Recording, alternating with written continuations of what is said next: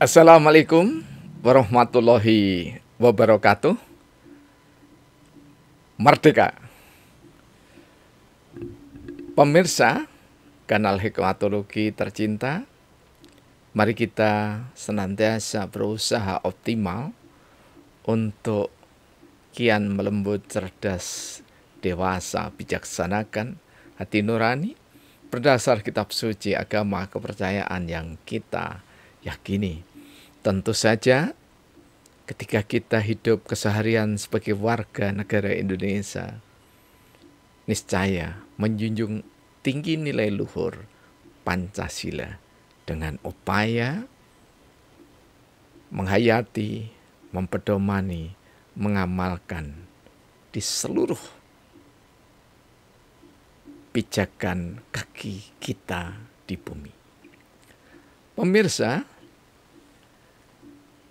era teknologi informasi disambut dengan gegap gempita oleh keluarga dunia maya. Ada yang sekedar untuk memposting, mengirim, tapi juga ada yang memposting, mengirim, memberikan komentar. Tapi juga ada di antaranya yang berusaha berkarya agar ilmu dan pengalaman yang ada pada dirinya dapat disimak oleh sesama anak manusia.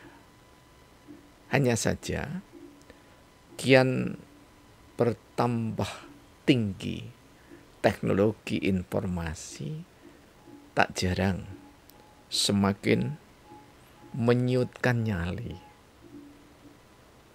Ciutnya nyali ditandai dengan kerinduan pada kejayaan masa lampau yang berlebihan. Ada yang merindukan di Indonesia tak sekedar bukan demokrasi, tetapi khilafah, kesultanan, kerajaan. Tapi banyak yang berusaha mati-matian. Republik dipertahankan, demokrasi dengan pilar partai massa juga menjadi andalan. Mengapa kita yang memegang teguh Alkitab, memegang teguh Al-Quran, Bhagavad Gita, Tipitaka, Samaveda, Dhammaveda, Sabtodharma, dan yang lainnya tidak dipakai sebagai piranti untuk dasar menganalisis dasar negara, ideologi bangsa Pancasila. Soekarno-Hatta, Dwitunggal, kepemimpinan sekaligus proklamator Indonesia telah bersama generasinya meletakkan dasar berbangsa bernegara secara sangat istimewa. Mengapa disebut istimewa? Karena generasi Soekarno-Hatta sudah selesai dengan syahwat dirinya. Syahwat ingin berkuasa, ingin menguasai, terus berkuasa, terus menguasai. Syahwat harta benda dan yang lainnya. Sudah paripurna beliau-beliau pahlawan kusuma bangsa. Kiai Haji Ahmad Dahlan, Kiai Haji Hasyim Asy'ari, semua telah menunjukkan jalan-jalan yang terpuji. Dan dirumus tetapkannya Pancasila oleh PPKI bukti bahwa para ulama, para tokoh bangsa, cerdik cendekia, Nasrani, Buddha, Konghucu, Hindu, dan seluruh aliran kepercayaan yang ada di Indonesia yang masuk dalam anggota PPUPKI telah menunjukkan teladan yang terpuji. Mengapa harus mengusung ideologi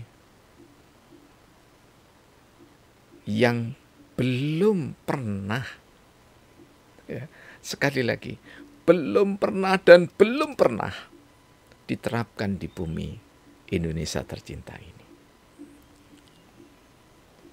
Bahkan Rasulullah Muhammad SAW, ini beberapa kali kami sampaikan, telah memagari bahwa khilafah nubuwah itu hanya 30 tahun. Setelah itu al-mulk. Al-mulk itu ada yang menerjemahkan kerajaan, ada yang menerjemahkan kesultanan, ada yang menerjemahkan republik, dan seterusnya. Tapi Indonesia merdeka, ingat, yang disaksikan oleh tokoh besar, sekaligus memang dibidani lahirnya oleh tokoh-tokoh besar itu, organisasi besar tertua, ada Syarikat Islam, ada Muhammadiyah, ada Nahdlatul Ulama, ada Persis, dan yang lainnya, serta organisasi-organisasi keagamaan non-Islam termasuk di dalamnya kepercayaan, telah sepakat bulat dengan Pancasila. Pancasila ketika itu ditetapkan di hari Sabtu setelah hari Jumat Legi 17 Agustus 1945, proklamasi Indonesia Merdeka. Dan yang sangat membanggakan dalam riset kualitatif kami, grounded riset kami, di mana kami juga menempatkan atau ditempatkan diri sebagai key informant di antara key informant yang ada. Kami hidup serumah dengan kakek nenek yang buta aksara. Kami hidup dilingkupi oleh kakek nenek yang sebagian besar buta aksara. Tetapi kakek nenek dan juga para tetangga, para kiai, bindoro, bindere kalau orang Madura seperti suku bangsa kami, ya. Bindere. Dulu tidak ada di desa itu ustadz. Tahun 1960 sampai 70, 80 tidak ada ustadz. Yang ada adalah kiai, bunyai. Semua para sesepuh yang sejaman dengan generasi Soekarno-Hatta.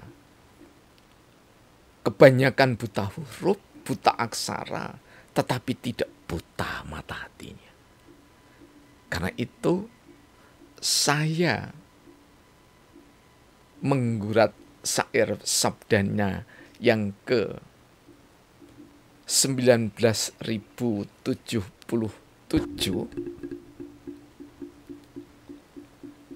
buta huruf cerdas. Ini adalah data yang sudah kami analisis di depan dengan sekedarnya. Buta huruf cerdas, beriman sungguh-sungguh dengan keteguh cerdasan hati nurani, berislam ikhlas dengan kemampuan optimal semampu hati, berihsan dengan kesadaran tinggi, tak takut duniawi, berilmu atas dasar pengalaman berulang-ulang yang alami, sungguh buta aksara, namun kuat mampu berteori. Bukan anggota apalagi pimpinan struktural dari organisasi. Buta aksara, yang menghargai pejuang negeri sendiri. Kampung salah Ketadiningrat, Kota Malang, jam 6:10 sampai dengan jam 6:14, tanggal 24 Januari 2025. Kalau tidak salah hari ini mungkin Jumat lagi gitu ya.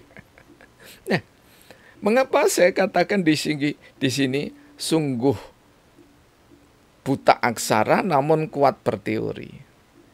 Di dalam literasi yang didasarkan pada teori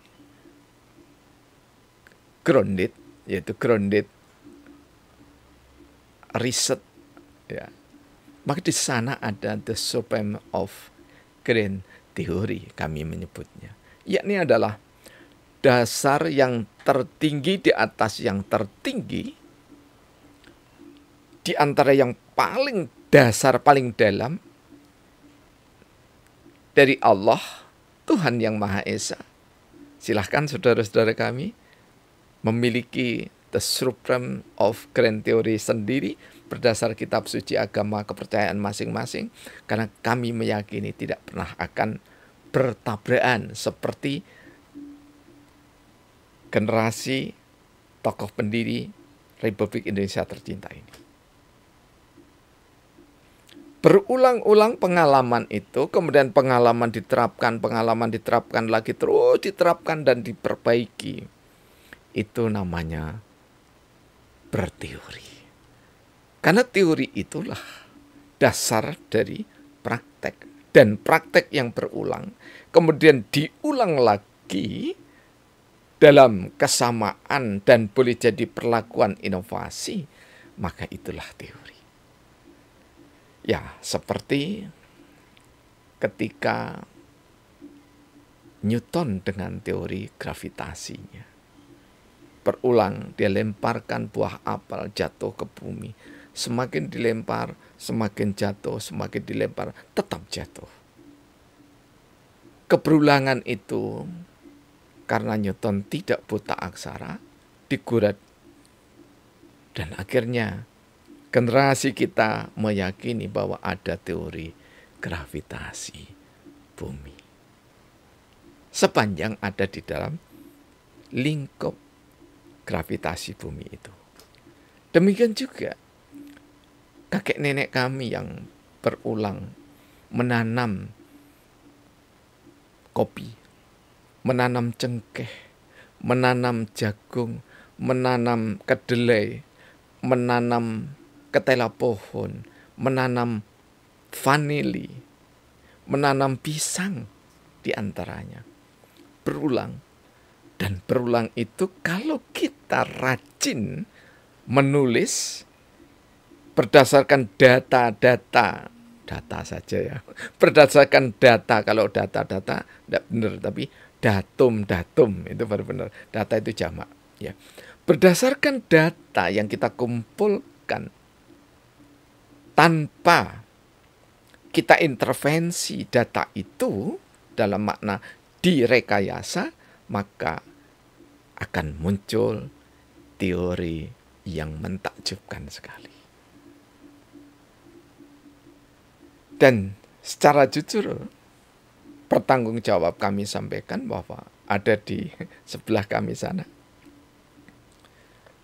Sejak kami tahun 1983-84, dan tepatnya di tahun 84, parol atau parallel participation di dalam political culture menjadi teori yang sekarang kami inovasi menjadi parolisme.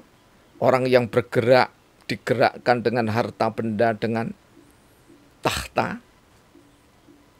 Ini bisa kita saksikan pada saat pemilihan umum tiba. Sekarang tidak ada. Bertebaran sembako tidak ada karena sudah selesai. Sebagian sudah ada yang dilantik barangkali. Ya.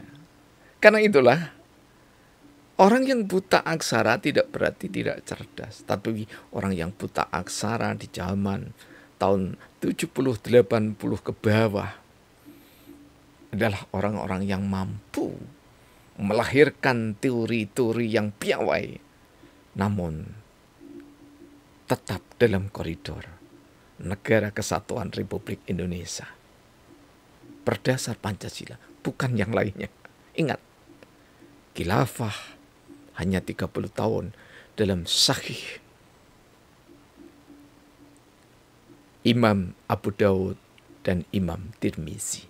Saya lebih mengimani, kami lebih mengimani, dan saya yakin umat Islam lebih mengimani sabdanya Rasulullah Muhammad Sallallahu Alaihi Wasallam dibanding dengan teori-teori yang masih angan-angan. Semoga saudara-saudara kami, terutama yang ada di Perserikatan Muhammadiyah dan Nahdlatul Ulama, Jami'iyah Nahdlatul Ulama, tidak memposting kecuali dikritisi dari apapun yang berkedok khilafah.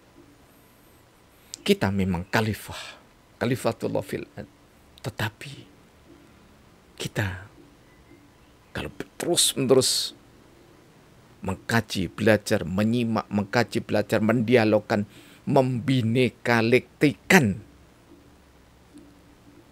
multidisiplin ilmu dari ajaran agama dan kepercayaan kita serta Pancasila, maka kita akan menjadi penggagas-penggagas, pencetus-pencetus teori seperti petani jagung, petani padi, petani singkong, petani cengkeh, petani polowijo, petani-petani yang buta huruf tetapi tidak buta mata hatinya menerima dasar negara Pancasila.